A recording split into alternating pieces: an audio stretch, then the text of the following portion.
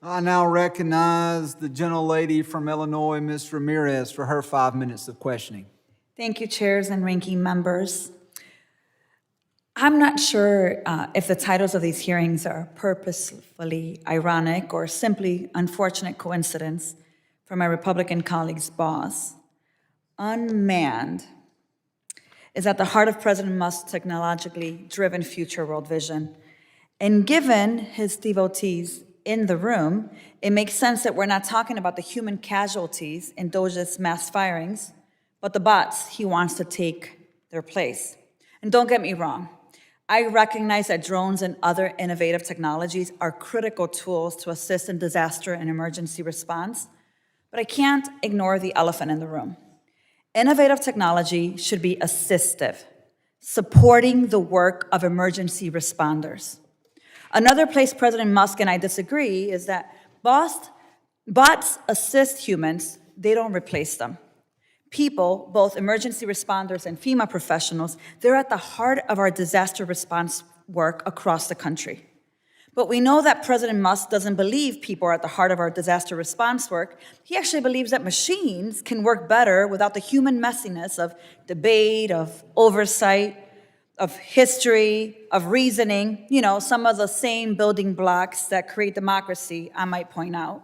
So it's deeply frustrating for me to see my colleagues go along with Musk's unmanned worldview, robbing first responders of the basic resources they need to do their jobs, dismantling FEMA, and also allowing DHS to withhold the funds that this House appropriated, which, by the way, is a violation of federal law, and a clear failure of the majority to provide appropriate oversight, the job that we have in this committee. But here we are. So I want to get into the questions. Chief Fetterman, yes or no? Is it helpful to first responders like our firefighters when federal agencies like FEMA cannot provide grants for local cities, counties, and other communities to prepare for and attend to natural disasters? Yes or no? Congresswoman Ramirez, no, it is not helpful. Thank you. And Chief Fetterman, I have another question for you, yes or no? Does it help firefighters when the federal government guts initiatives for research and new technologies that assist first responders in doing their jobs safer and more effectively? No, it is not, ma'am. Thank you. Pivoting slightly, we know that some of these new technologies and bots that Elon loves so much have some bias and some privacy problems, just like him. In 2024, the Government Accountability Office, GAO, found drones can support law enforcement. However, the use of those technologies in public spaces, where a warrant is not necessarily required prior to use, has led us with concerns about how law enforcement is ensuring that we're protecting civil rights, civil liberties, and privacy.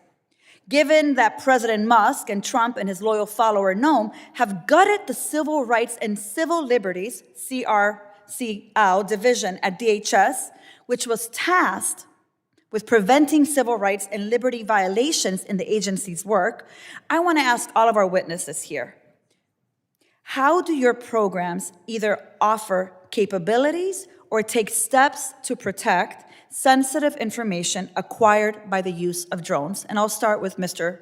Farrell. Yes, thank you. So I think when we develop these technologies, we definitely want to make sure that the information is safeguarded.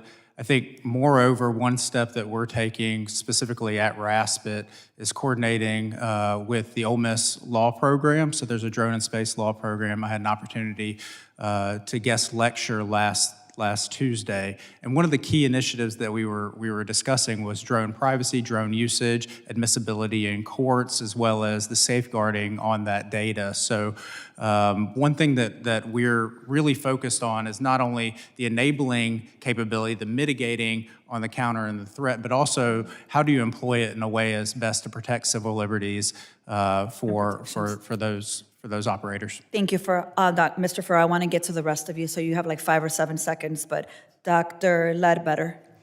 Yes, ma'am, thank you. Our Army is our customer. We're bound by their cybersecurity and data requirements, and we're in compliance with them. Thank you, Mr. Hendricks. Yeah, no social location revealed, and existing data once a determination is made of where the plans need for research to continue. continue, for search and rescue to continue, it's eliminated. Thank you, and Chief Fetterman. The fire service goes to great lengths to protect private information, but our priority is life safety. We focus on life safety and saving lives and property. Thank you, and with that, I yield back.